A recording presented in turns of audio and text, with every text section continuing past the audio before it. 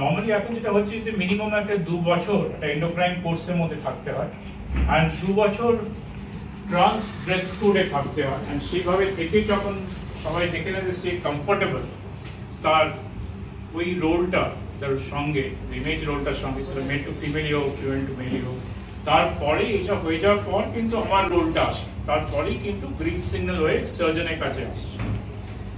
এবার সার্জারিতে মেইনলি যেটা হচ্ছে সেটা নর্মালি আমরা বলে থাকি একটা হচ্ছে টপ সার্জারি এটা বটম সার্জারি।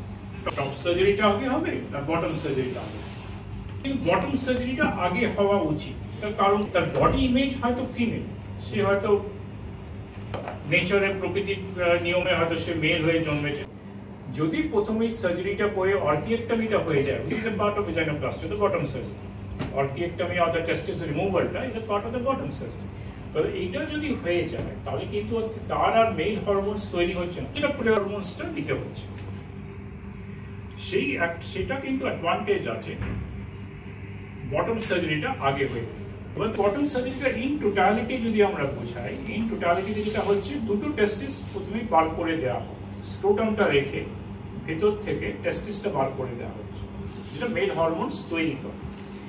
এবার যেটা হচ্ছে যে পেনিসেরও ডিফারেন্ট কম্পোনেন্টস আছে, পেনিসের যেটা বাইরের যেটা কাভারিংটা আছে সেই কাভারিংটাকে আমরা বেশিরভাগ ক্ষেত্রে নর্মাল ক্ষেত্রে যেটা পিনাইল ইনভার্সন টেকনিক বলি তাতেই আমরা ওটাকে ইউজ করছি যে নতুন যে ভেজাইনাল ক্যাভিটিটা তৈরি হবে, নতুন যে ভেজাইনাল ক্যাভিটিটা তৈরি হবে তাতে ওই স্কিনটাকে আমরা ইউটিলাইজ করি। আর কি আছে, গ্ল্যান্স আছে। গ্ল্যান্সটাই কিন্তু মহিলাদের যখন নর্মালি বাচ্চা যখন তৈরি হচ্ছে মেল ফিমেল, কিন্তু ওটা কিছু কিছু জিনিস আছে তার এক্সাক্ট রিফ্লেকশন মহিলাদের মধ্যে আছে। তাহলে মহিলাদের মধ্যে যেটা ক্লিটরিসটা হচ্ছে কিন্তু গ্ল্যান্সের ইকুইভ্যালেন্ট। আর যেরকম গ্ল্যান্স পুরুষের মধ্যে তেমনি মহিলাদের মধ্যে ক্লিটরিসটা হচ্ছে খুবই সেক্সুয়ালি অ্যারাউজেবল, কারণ তার নার্ভ এন্ডিংস সেই ধরনের স্পেশাল নার্ভ এন্ডিংস গুলো এর মধ্যে রিমুভাল অর্কিয়েক্টমি যেটা বলছি সেটাকে আলাদা একটা প্রসিজার হয়েও করা যায় কিংবা বটম সার্জারি সঙ্গেই ওটা করা যায়, মানে দেখুন বা আলাদা করেও করা যায়, কম্বাইন্ডও হবে আবার আলাদা করে আবার একসঙ্গেও করা যায়। একদম মহিলা সুলভ হলো কিন্তু ক্যাভিটিটা হয়তো করা হলো না অতটা, এটা জিরো ডেপথ যেটা বলা। আর একটা হচ্ছে নর্মাল ডেপথে করা হয়, বাট নর্মাল ডেপথে করা হলে তখন যেটা হচ্ছে কিভাবে ওটাকে লাইনিংটা দেওয়া হচ্ছে, তখন যদি পিনাইল ইনভার্সন টেকনিকে একটা করা হচ্ছে, আর একটা হচ্ছে যে আমরা অ্যাবডোমেন খুলে আর পেট খুলে পেটের একটা খাদ্যনালীর একটা অংশ নিয়ে কোলন যেটাকে আমরা বলি তার অংশটাকে নিয়ে একটা তৈরি করা, তাহলে সেটাকে কোলন যেটা প্রসিজার হচ্ছে।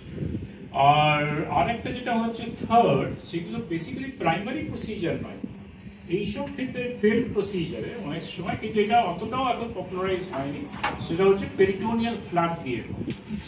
তো এইটা তিনটে পদ্ধতি দিয়ে বেসিক্যালি ভেজাইনাল লাইনিংটা দেওয়া হচ্ছে। ভেজাইনাল লাইনিংটা একটা পিনাইল স্কিন দিয়েও দেওয়া হতে পারে, কোলন দিয়ে হতে পারে কিংবা পেরিটোনিয়াম দিয়ে হতে পারে। প্ল্যান্ট বেশিরভাগ সিলিকন প্ল্যান্ট চায়নাতেও তৈরি হয়, কোরিয়াতেও তৈরি হয়, বেশিরভাগই আমাদের ইউরোপের এইগুলো হয়। স্ট্যান্ডার্ড ইমপ্ল্যান্টস গুলো কিন্তু মোটামুটি লাইফ লং ওয়ারেন্টি দেয়। আমি যেটা প্রথম দিকে একটা ইনফেকশন আর এক্সট্রুশনের একটা চান্স থাকে, কিন্তু সেটা যদি কাটিয়ে নেওয়া যায় ভালোভাবে ওটাকে মেনটেন করে দুদিক থেকেই আপনাদের তরফ থেকে আর আমাদের তরফ থেকে ভালো মতো প্লেসমেন্ট এন্ড পকেট করে, তাহলে কিন্তু পরবর্তীকালে কিন্তু এর অসুবিধা হয় না। অসুবিধা হয়তো হতে পারে সাইজের সঙ্গে, আপনার হয়তো পরে শরীরে আরো মেদ জমেছে, ফ্যাট জমেছে, তার সঙ্গে কিংবা হয়তো ব্রেস্টটাও তখন ডেভেলপ করছে হরমোনের জন্য, তখন হয়তো সাইজের একটা ডিসপ্যারিটি হতে পারে। সাইকোলজিক্যালি মহিলা যদি অ্যারাউজড না হয়, অফ দ্য নিউ মহিলা সে যদি অ্যারাউজ না হয় তারপরে সে যদি কোনো একটা ফিজিক্যাল সেক্সের মধ্যে যদি ইনভলভ হতে যায়, তাহলে কিন্তু সে ওই স্যাটিসফ্যাকশনটাও পাবে না, তখন ওই ইনজুরিগুলো হতে পারে। সেটা নর্মাল মহিলাদের ক্ষেত্রেও তাই, কিন্তু যেভাবে রেপ বাকি থিংসগুলো আছে এই জন্য ইনজুরি হচ্ছে, তাই না? নর্মাল